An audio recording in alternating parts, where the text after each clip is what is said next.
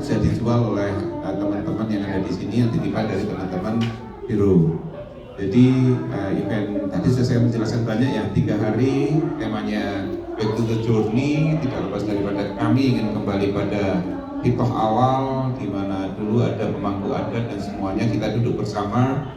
Dia yang masih seperti itu, kita punya mimpi bahwa dia bisa mensejahterakan masyarakat, limbahnya bisa lestari, dan ini satu visi tadi, konservasi.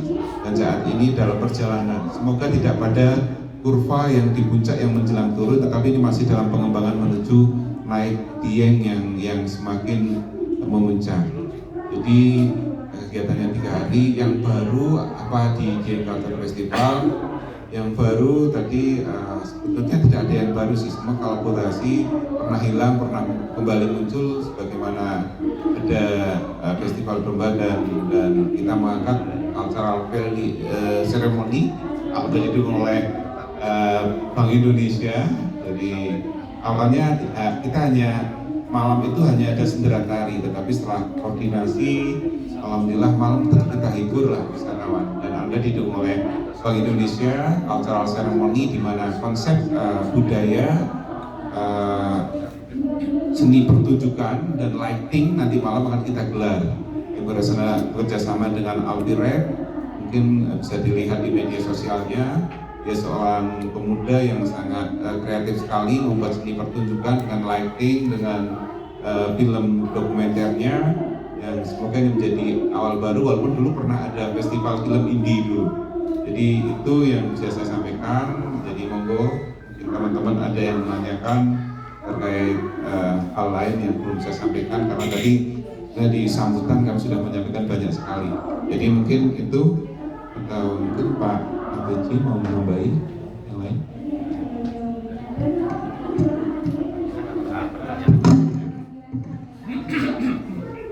Assalamualaikum warahmatullahi wabarakatuh. Sugeng Sonten, Mas Alif, Pak PJ Bupati, Pak Kursiman Kadis Pariwisata Banjarnegara yang kita sering tektokan hentak-hentakan soal pariwisata Banjarnegara. Perkenalkan, saya Anggara dari kompas.com. Ini ada yang saya tanyakan Bapak. Berkenaan dengan DCF yang berhasil masuk ke 10 besar Ken Karisma Event Nusantara, itu berarti brandingnya sudah sangat tinggi, dan fakta di lapangan juga sekarang ini sellingnya sudah sangat sukses, tapi sayangnya jadi rebutan tiketnya dan banyak yang nggak kedudukan tiket. Teman-teman saya sebenarnya pengen datang ke sini tapi mereka nggak kebagian tiket, kalah bor tiket, termasuk istri saya juga, jadi nggak bisa ke sini. Nah itu gimana Pak? Ini kedepannya itu kemungkinan besar jumlah pengunjung akan makin banyak, peminatnya akan makin banyak, terutama dari luar negeri. Luar negeri suka dengan pertunjukan budaya seperti ini, kearifan lokal itu kan. Gimana untuk menambah daya tampung tiket di DCF ke depannya Pak? Jadi terima kasih bagus sekali pertanyaannya. Jadi berbicara quality tourism, sebenarnya kita dituntut pengembangan pariwisata, salah satunya quality tourism, di mana dalam pelayanan pariwisata salah satunya kita harus menghitung carrying capacity. Hal inilah yang membuat kami selalu menghitung, bahkan kami bersyukur 1 bulan yang lalu kita ada pembinaan dari Kemenpar melalui pelatihan manajemen event, di mana semua tempat harus diukur apa yang perlu diperlukan. Ini menjadi apresiasi saya kepada pemerintah, bahwa karena event ini berasal dari masyarakat, oleh masyarakat untuk masyarakat, itu tagline-nya Komdibis ya, tapi alhamdulillah kami dibina. Dan salah satunya tadi ternyata kita juga hati-hati, jangan sampai kemarin event seperti yang terjadi, dan semoga tidak terjadi di Dieng ini, karena kami sudah persiapan Kanjuruan dan lain-lain, ini menjadi antisipasi. Karena kalau kita hanya menerima pengunjung tanpa menghitung carrying capacity, ini pasti kadang bahaya sekali. Jadi semua sudah kita hitung. Mengapa kita tahun ini ada 2 sesi? Itu juga ketika kita menghitung carrying capacity. Jadi standar internasional carrying capacity-nya ternyata kita buat event itu 1 meter persegi 1 orang Mas. Itu ketika kita membuat satu pertunjukan, dan ini yang membuat kami mikir. Kami hitung kemarin lapangan Pandawa itu sekitar 100 kali berapa ya? Sekitar 7.000 600-an, dan setelah dikurangi apa namanya panggung, maka sisanya tinggal sekitar 6.900-an. Jadi standarnya sebenarnya 6.900. Mengapa 6.000? Karena mohon maaf ada tamu undangan, ada panitia, yang tentu kalau kita lebih dari itu kami ya takut juga sih kalau terjadi apa-apa. Walaupun ada, bilang aja ini kan standar internasional Mas, untuk orang Eropa yang besar-besar. Indonesia kalau kita hitung 1 meter, sebetulnya 1 meter itu masih longgar banget, tapi lebih baik nyaman daripada berbahaya. Tapi semoga nanti kita buat konsep yang lain lah.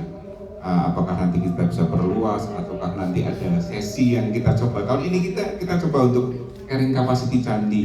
Carrying capacity candi kita hitung standarnya tetap 3.500 sampai 4.000. Kita juara 6.000. Jadi mau tidak mau kita pecah menjadi 2. Ini pembelajaran sebetulnya. Apakah tahun depan mau kita buat 3 sesi dengan 2 pertunjukan, tapi apa ini maksimal tidak, ini masih dari pemikiran. Itu Mas, terima kasih. Yang lain?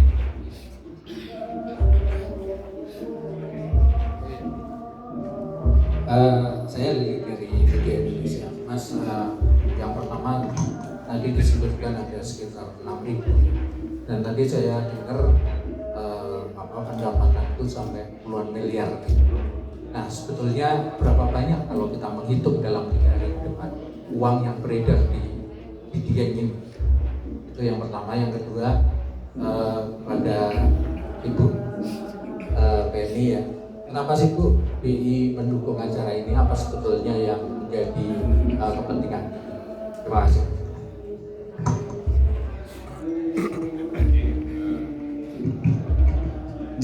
Alhamdulillah kami mempunyai konsep bahwa kami tidak bisa sendiri.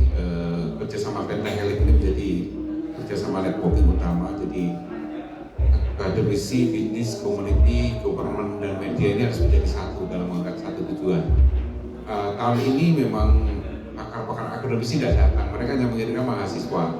Tapi insya Allah kami tetap mencoba untuk menganalisis. Beberapa tahun yang lalu kami bersama dengan ISI Yogyakarta dan Studi Pariwisata UGM, mereka bersama kami mencoba membuat kuesioner sebanyak 650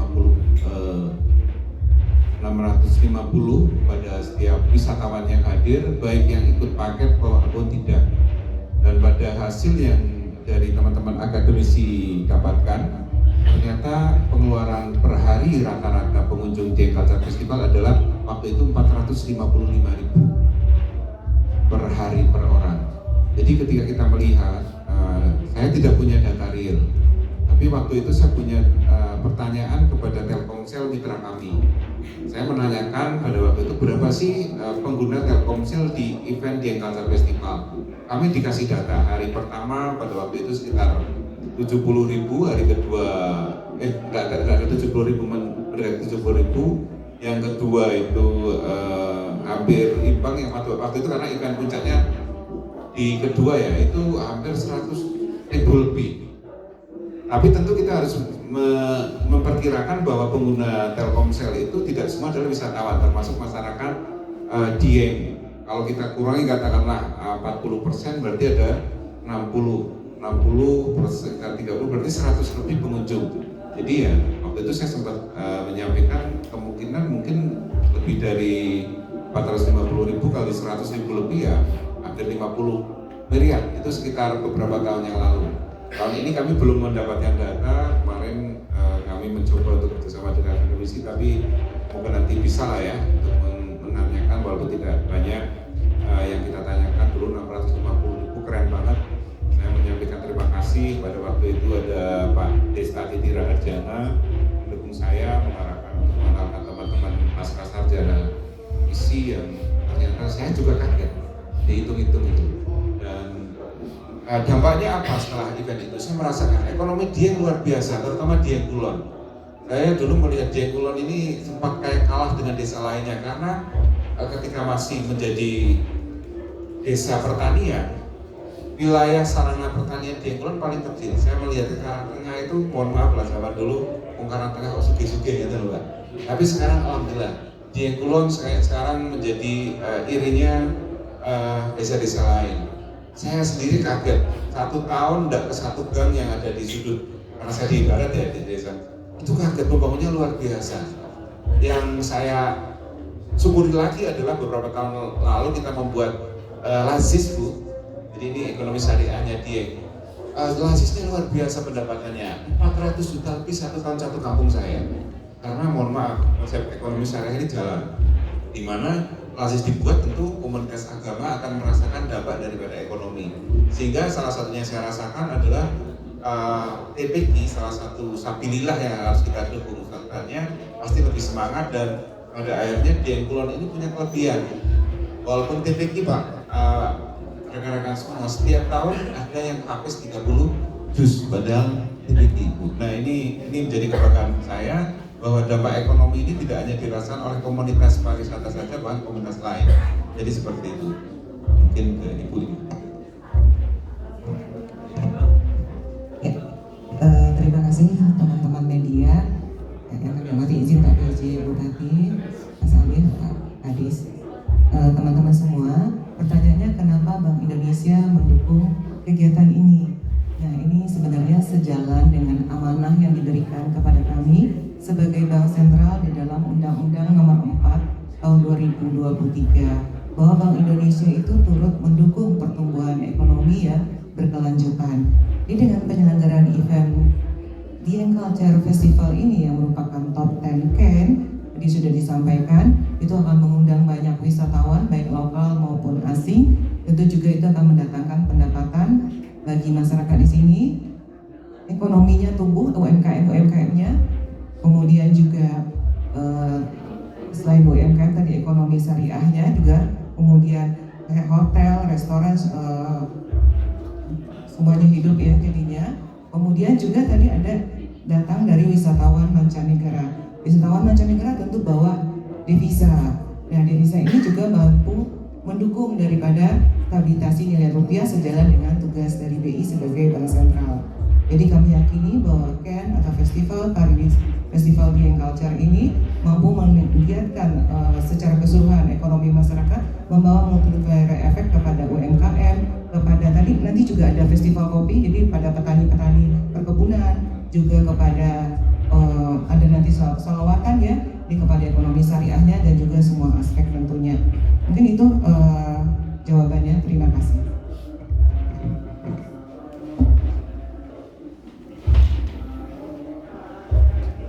Dari Detikom melihat yang terus berkembang seperti ini, bagaimana nanti untuk upaya terkait dengan kemudahan akses dari pemerintah Kabupaten Banjarnegara, karena promosi terus dilakukan setiap hari, sedangkan untuk akses ke Dieng masih seperti itu. Kita lihat akses melalui Wonosobo sudah semakin padat. Kemudian untuk lewat Banjarnegara juga masih ada beberapa yang tidak bisa dilalui. Nah, mungkin seperti apa dorongan, apakah nanti ada upaya untuk membangun, karena dulu kayaknya pernah ada rencana membangun jalur Banjarnegara Dieng. Itu tidak tahu seperti apa. Terima kasih. Terima kasih dari Detik.com bahwa dengan adanya tingkat wisatawan yang bertambah di kawasan Dieng, tentu saja terkait juga pelaksanaan ICF setiap tahunnya, maka kami berpikir dengan adanya infrastruktur, kita kebanyakan kalau ke Dieng itu lewat Wonosobo jalurnya, memang lebih lebar, lebih halus. Tapi kemarin kami berdiskusi dengan teman-teman itu bagaimana ada alternatif yang lain.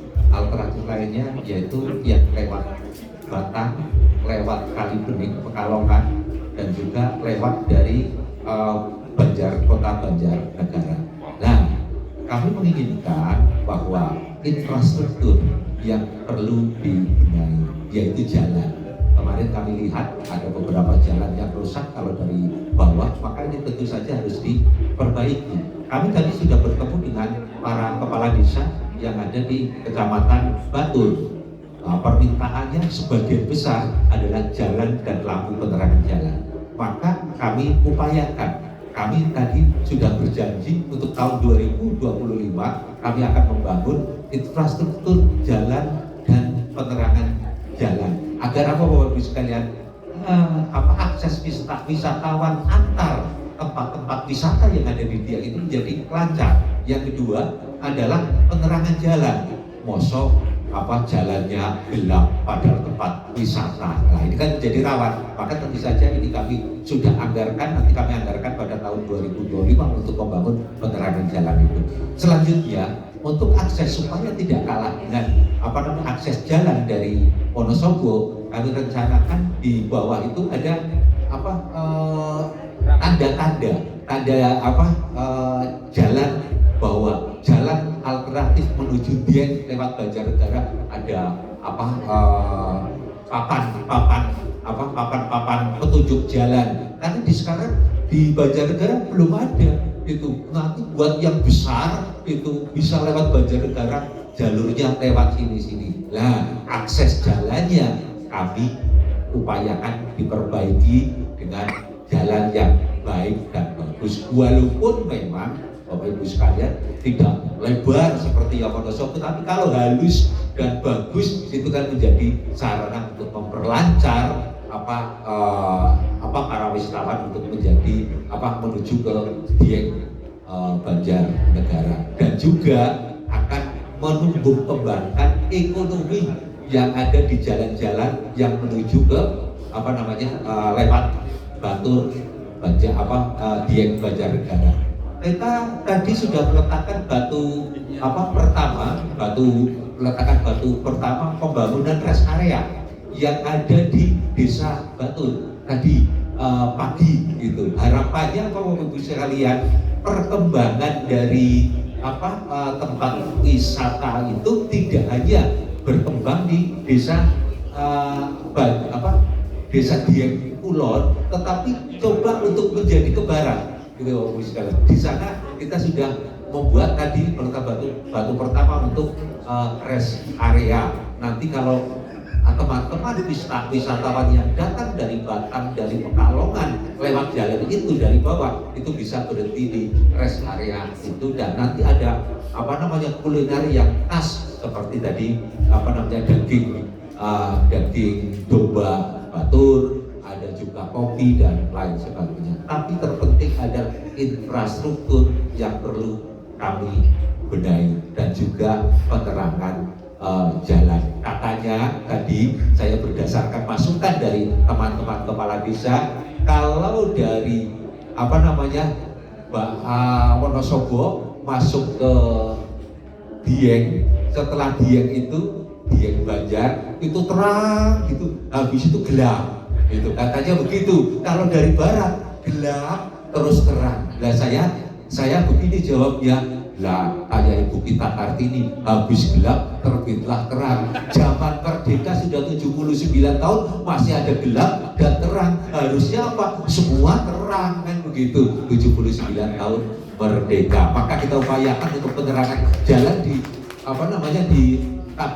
kabupaten di wilayah Dieng ini menjadi terang benderang. Karena Bapak Ibu sekalian, salah satu pendapatan asli daerah adalah pendapatan dari pariwisata. Sokongan pertama itu adalah dari wisatawan yang ada di Dieng. Saya berterima kasih sekali kepada Mas Alif ini karena DCF ini terus berlangsung dari dulu hanya berhenti pada saat COVID, dan ini mulai lagi, dan kami dukung untuk tahun-tahun yang akan datang akan semakin menambah wisatawan yang akan datang ke Dieng.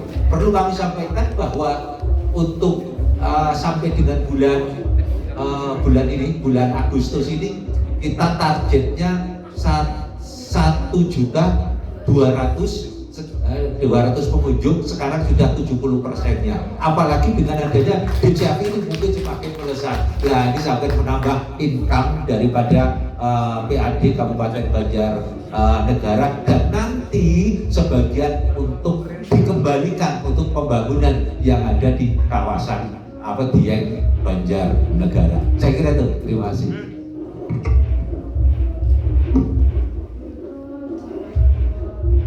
Yang lain mungkin Mas dari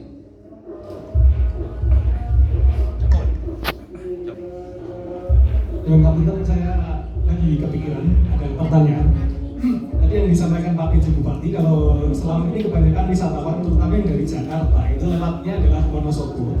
Itu kalau menurut pengamatan saya karena di sana ada transportasi umum. Jadi orang-orang naik, jadi ada yang ngobrol dari wisatawan dari Jakarta, mereka naik kereta dari Purwokerto terus naik bis ke Wonosobo. Padahal antara Purwokerto dan Wonosobo itu lewat Banjarnegara. Nah itu karena dari Wonosobo ada bis langsung ke Dieng. Nah itu kalau apakah ada upaya dari Pemkab Banjarnegara untuk mengadakan transportasi dari kota Banjarnegara ini yang bisa langsung ke Dieng? Mungkin itu akan bisa bikin wisatawan itu lewatnya Banjarnegara aja gitu.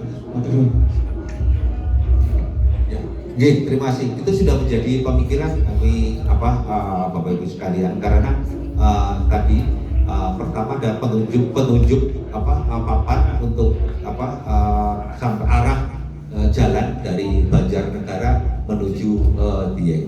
Yang kedua, tentu saja kita memerintahkan kepada Dinas Perhubungan untuk membuka trayek baru dari Banjarnegara menuju ke Dieng Banjarnegara. Ini terus harus berlanjut seperti itu. Kalau tidak ada angkutan umumnya, ya bagaimana kita akan maju dan berkembang lewat jalan yang ada di Banjarnegara. Tentu saja ini menjadi tantangan bagi pemerintah Kabupaten Banjarnegara untuk dapat mengembangkan transportasi dari Banjarnegara, kota Banjarnegara menuju Dieng. Walaupun memang akses yang tidak begitu lebar, tapi kami usahakan untuk senyaman mungkin, yaitu dengan tadi perbaikan infrastruktur jalan. Terima kasih.